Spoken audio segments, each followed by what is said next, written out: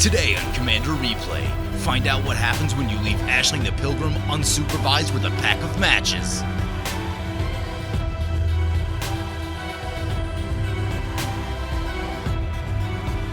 Hello everyone, welcome back. Playing some Ashling the Pilgrim today. We'll take a quick look at the deck first, and we'll also start by taking a look at Ashling. Ashling is 1 in a red for a 1/1, and you may pay 1 in a red to put a +1/+1 counter on it. If it's the third time this ability has resolved this turn, remove all +1/+1 counters from Ashling, and it deals that much damage to each creature and each player. So the way it works is you basically store up counters, and at a specific point in the game, when you're needing to wipe the board or do a lot of damage, you pay 6 mana and resolve Ashling's ability 3 times, and that'll remove all the counters. So don't make the mistake of thinking it's just 3 damage. If you slowly tick up the counters over the course of turns, you can be talking 6, 7, 8, 9 damage. And that is generally enough to kill most of the creatures in play, and oftentimes any planeswalkers that might be hanging around. So it's a very interesting card. It poses a very interesting question of how do you spend your mana each turn. So this is a deck that I built in paper around 2012, and I was actually pretty lucky because when I built the deck I picked up a foil copy of Ashling for just a couple dollars, and now they're pretty expensive because it hasn't been reprinted, and basically any foil rare from Lorwyn is going to be pretty expensive, especially ones with Commander appeal. So the way this deck works is we want to play a ton of lands. This deck is running 41 lands, and it should actually be running 42 or 43. One of those lands is Eye of Ugin, which doesn't make any mana, but helps us find our Eldrazi. But the deck is heavily focused on a lot of mana. You'll see Basilisk Collar right here. Giving Ashling lifelink is incredible. If you fire off Ashling's ability with lifelink, you routinely end up with more than 100 life. So that's a very good combo. So that tends to work nicely. You'll see Luxodon Warhammer for the same thing. Another combo is Scythe of the Wretched, and last I knew this card was bugged on Magic Online. Hopefully it doesn't cause any problems for us today. I'm not sure if it's been fixed or not, but whenever a creature dealt damage by the equipped creature dies a turn, return that card to the battlefield under your control, attach Scythe of the Wretched to it. So basically anything that dies is a result of Ashling we can get back with the Scythe. Next up, we have Sword of Fire and Ice, because this gives us protection from red, which protects Ashling from its own ability, as well as Darksteel Plate does the same sort of thing. We have the damage doublers and Furnace of Wrath, Gratuitous Violence, Dictate of the Twin Gods. We have a Stuffy Doll to redirect some of that damage to another player. We have tons and tons of ramp. About as much red card draw as we could shove in here. Nullspine Dragon's really good for drawing cards. Hellkite Igniter is actually really good in this deck. I've killed people with it a few times because this deck plays a ton of artifacts, and later in the game, because we're playing a ton of lands, if you pump Hellkite Igniter 2 or 3 times, you're talking maybe +4 each time you do it, so you can really pound out some damage with Igniter, and it's got haste too, which is also really nice. But the main way we're going to try to close out games with this particular build of the deck, we have all of the legendary Eldrazi. Kozilek Butcher of Truth, Kozilek the Great Distortion, Ulamog the Ceaseless Hunger, Ulamog the Infinite Gyre, and Emrakul the Promised End. With, of course, Emrakul the Eon's Torn, banned in Commander. So we're really looking to close out the game with our big Eldrazi. In my paper version of the deck, the only Eldrazi that I have is Kozilek the Great Distortion, because the other ones are a little bit too expensive for me at this exact second, especially in a deck that I don't play all that often anymore. Commander was just a little bit slower a few years ago, I think, and after the past couple of years of all the Commander sets being printed, the format has sped up a little bit, so Ashling isn't quite as strong as it used to be. So I don't play this deck a ton. I usually bring it out if I know people are playing low power decks. So like I said, my paper version only has one Eldrazi, Kozilek the Great Distortion, and it's mostly for the card draw. In that version, I just use a combination of Dragons, Ashling, and Heartless Hitasugo to close out games. Anyway, that's a look at the deck. Let's go find a game. So here we are playing some Ashling the Pilgrim. Let's take a look at our opening hand. It is god-awful. We're going to mulligan that. This deck wants to make all of its land drops, and a 1 colorless land hand is not the way to do that. This hand, I'm also not in love with. We have 2 Eldrazi. I guess it's fine. Hopefully we'll draw into something. Kozilek will get us some card draw. With the combination of Worn Power Stone and Gauntlet of Power, we may actually be able to get there relatively quickly, so that would be ideal. Let's take a look at what our opponents are playing. We have Omnath, Locus of Rage, 2 and a green for a 1/1. Green mana doesn't empty from your mana pool as steps and phases end. Omnath gets +1/+1 for each green mana in your mana pool. So Omnath, usually a green ramp deck, and a pretty powerful commander. I've run into it a number of times over the years, and it doesn't take a lot for Omnath to win games. Moving on, we have Queen Marchesa, is 1, a red, a white, and a black for a 3/3 with Death Touch and Haste. When it enters the battlefield, you become the Monarch. At the beginning of your upkeep, if an opponent is the Monarch, create a 1/1 black assassin creature token with Death Touch and Haste. Queen Marchesa is a very cool commander, and if you guys haven't played the Monarch mechanic at all, it sort of creates a game within a game, and I happen to like that because it forces people to attack each other and keeps the game moving, which I really like. So our turn 1, we draw a mountain. We're just going to tap out and pass. So I've messed around with Marchesa a little bit. There's a few different ways to go. You can kind of just do red, white, black, good stuff. You can do token builds. You can be a little bit controlling with it too. You have quite a bit of removal in those colors. So we'll have to see what the Queen Marchesa opponent is doing. One of the problems I had when I tried to build Queen Marchesa is I didn't know what direction to build. I didn't really want to just go straight tokens. It seemed a little bit boring, but beyond that, I didn't really know where to go with the deck, so that's why you guys haven't seen me play a Queen Marchesa deck yet, simply because I just don't know what to do with it. But it is a really cool card, so that's something that I'll have to figure out eventually. And then finally, we have Marin of the Clan Neltoth, is 2 a black and a green for a 3/4.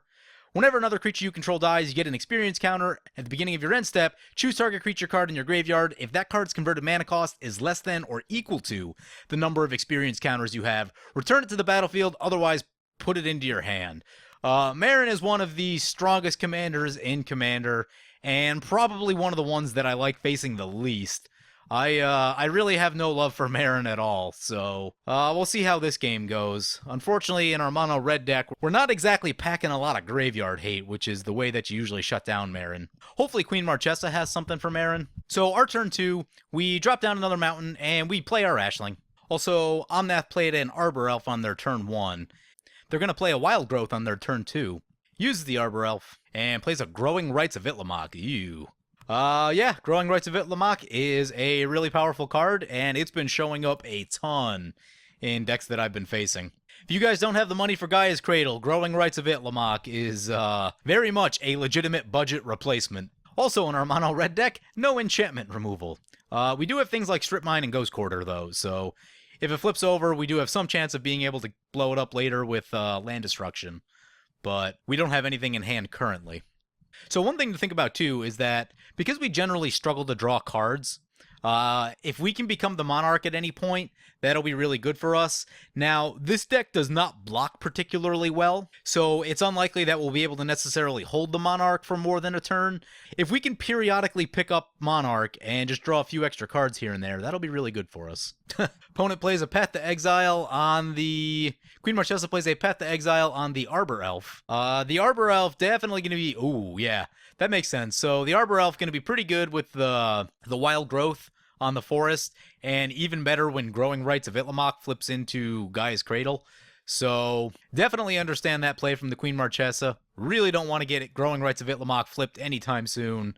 Much less do we want to give the Omnath opponent tons and tons of green mana. So I can get down with that play. So Queen Marchesa taps out and passes. We draw our Emrakul, the Promised End. That is not super helpful right now. I would have preferred to have drawn that in a few more turns later from now and not right now. So we're going to play a mountain, and we're going to play this Worn Power Stone. Basically, any turn in which Ashling is in play, we always have the choice of, do we cast spells, or do we just tick up Ashling? But right now, getting the ramp down is going to be really important. So we're going to swing into the Marin opponent, because I just don't like Marin at all. No love for Marin. Marin missed their 3rd land drop, by the way, so that's actually a really good thing. Marin doesn't lose often, but they do have the ability to lose themselves if they keep a crappy hand. So Omnath, Locus of Mana coming into play. So as I mentioned earlier, this deck isn't quite as strong as it used to be, and part of that is a result of threats getting stronger, and being mono red, you don't have a way to deal with enchantments particularly well, and there are a lot of problematic enchantments in Commander. So one of the few ways to do it in mono red is things like All is Dust and Ugin. So it can be difficult to play an Ashling deck because you're playing mono red, you don't have great answers, and Ashling by itself isn't on the power level of Neheb, where Neheb you can just win the game really quickly. or Heartless Hitasugu, which you can also win the game really quickly. Ashling takes a little bit of work, so this is a deck that you kind of have to love to play it. It's not a deck that's going to blow you away in terms of power. It's really just a fun, let's have a good time kind of deck. Opponent uses their Thematic Compass to search for a land. So Thematic Compass flips into a Maze of Ith on the other side, and that's also really bad for us with our Eldrazi, because our deck is looking to play one or two really big creatures, and it's not going to be able to go wide super well. So now we have two opponents competing for lands that we're going to need to blow up. And the only way we're going to be able to do that is with our Strip Mine, Ghost Quarter, etc. We drew a Conduit of Ruin, not exactly the card that I wanted right here, but it's the card that we got. Drop our Inventor's Fair, and we're going to play the Gauntlet of Power, get some more mana ramp going. Choosing red. So what we'll do right now, we will swing into the Marin opponent. Marin now with a Burnished Heart, by the way. No blocks from Marin, makes sense. We're going to pump our Ashling up with the last of our mana. So we have one counter on Ashling. Ashling's now a 3-3. Also getting a buff from the Gauntlet of Power. So Marin goes down to 36 for commander damage.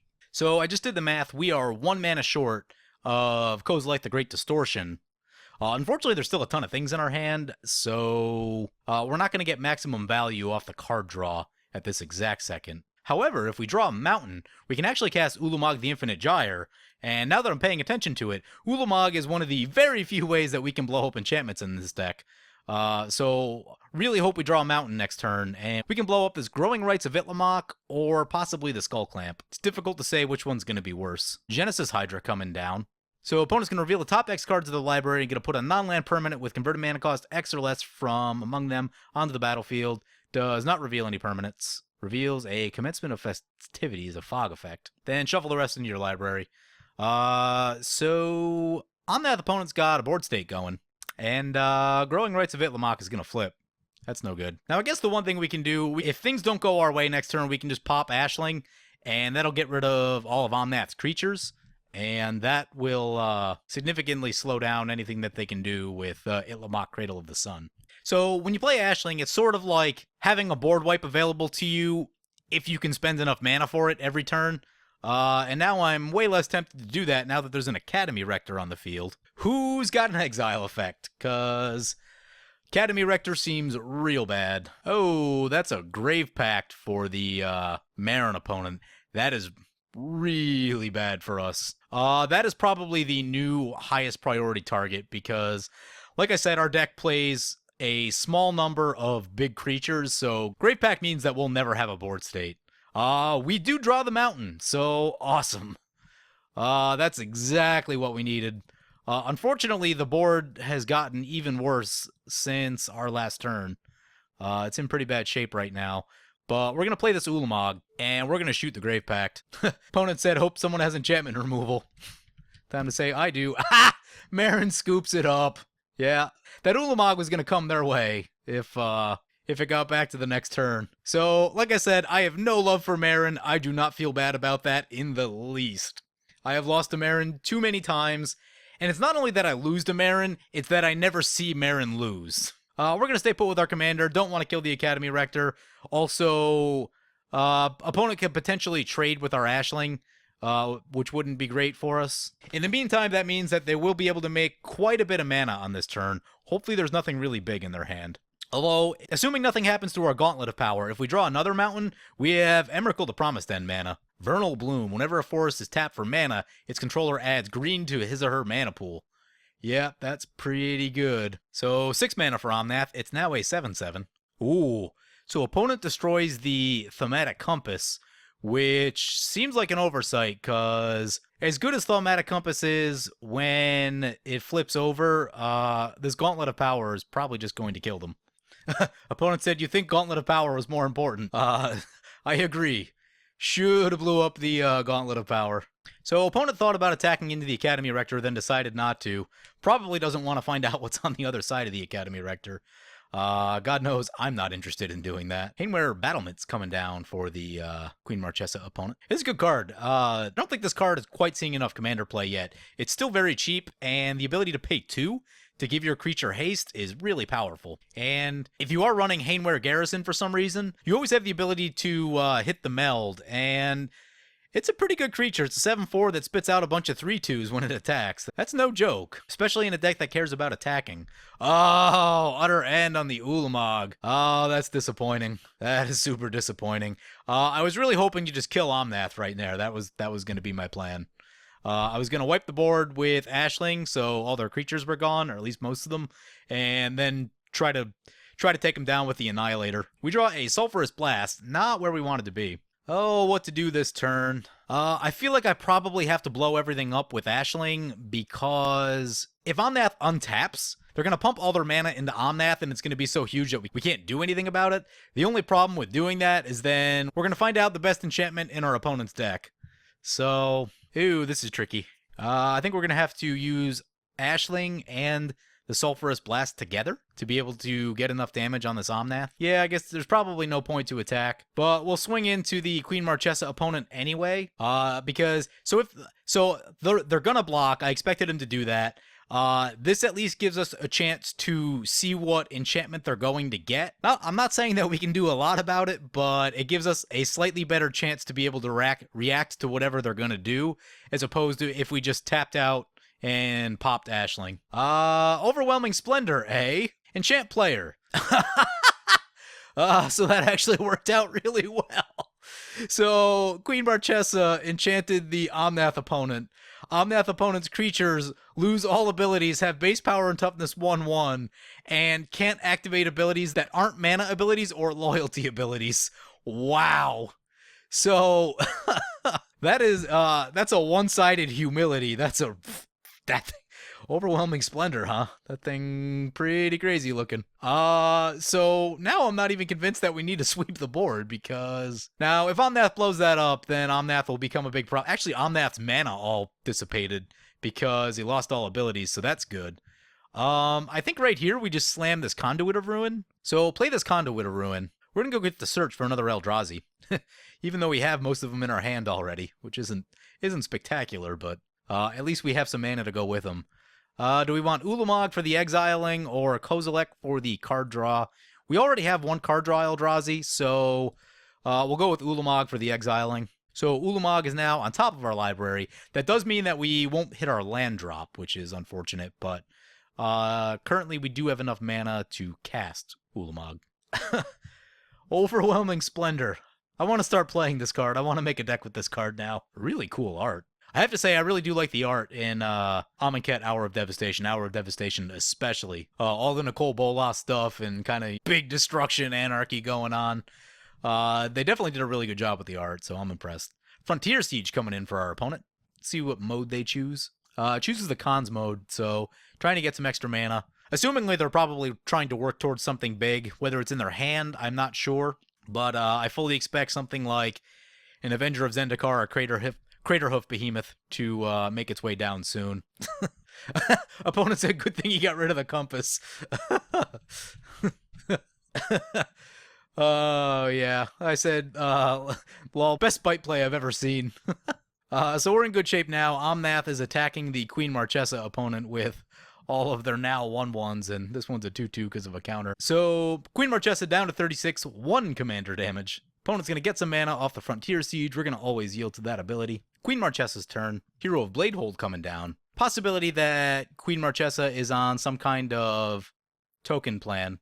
Oh, yeah. They're going to give the Hero of Bladehold haste with the Hainware Battlements. See who he goes after. Going after the Omnath opponent. All right. So they got a little blood feud going on over there. We can be the benefactor of this one and just kind of slowly tick up our Ashling and do whatever else. Swoop down and win the game after they've depleted all of their resources from each other. So Hero of Bladehold makes some tokens and then gets the Battlecry ability. Very good card. Always really liked that card. When it was in Standard, I always thought it should be more popular than it was. It's just a really powerful card, and unfortunately, that was around the time of Snapcaster Mage Vapor Snags, so anything that cost more than 2 mana was basically unplayable, which was very unfortunate. Very cool card. One of my favorites, and fantastic in an Aurelia deck. So we're going to pump our Ashling 2 more times, and this is kind of the trick to Ashling. You wanna anticipate which turns you're going to spend ticking up the counters, and when you actually need to pop Ashling and blow everything up. So we draw an Ulamog. We have some cost reduction on the first creature that we play. We could totally slam this Emrakul to Promised End right here, and that's probably what we should do. So we're going to play Emrakul. We're going to take the Queen Marchesa's turn because they probably have a ton of removal.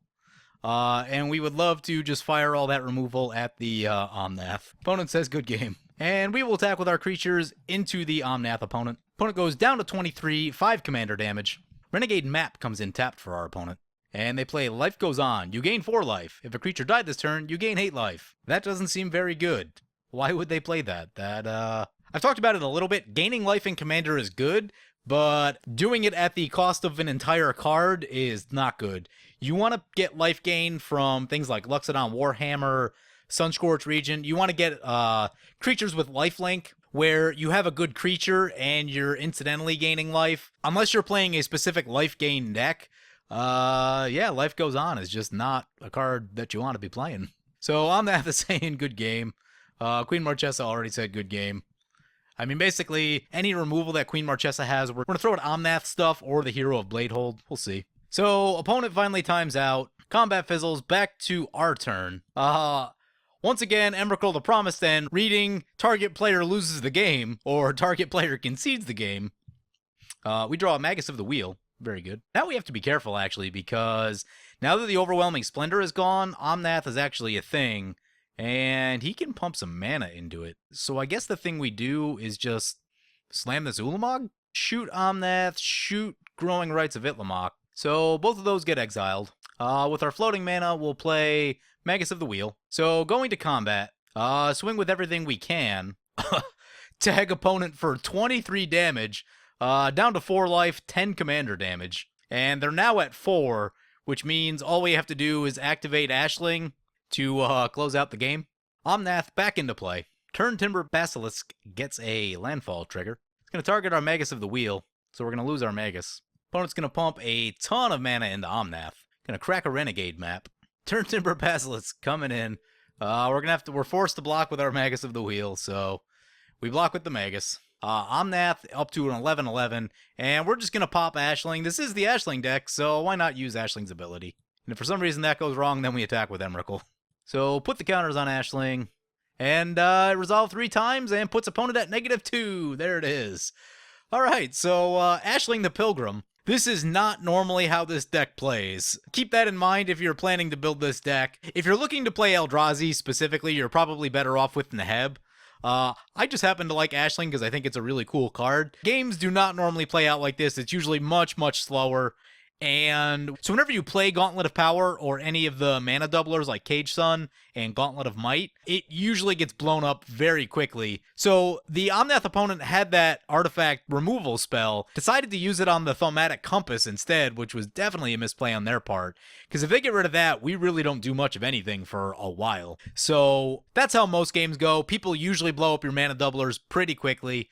And when that happens, the deck plays much, much slower. So I would not call this a great representation of how this deck plays, at least the speed in which it was able to power out numerous Eldrazi. Normally later in the game, you can definitely have a bunch out, and you'll have way more lands in play, but we were able to, basically put together the minimum number of cards needed in this deck to cast Ulamog, and just did that immediately. So that was kind of cool. Anyway, this has been Ashling the Pilgrim. I hope you guys enjoyed this video. As always, feel free to comment, like, or subscribe. Thank you for watching.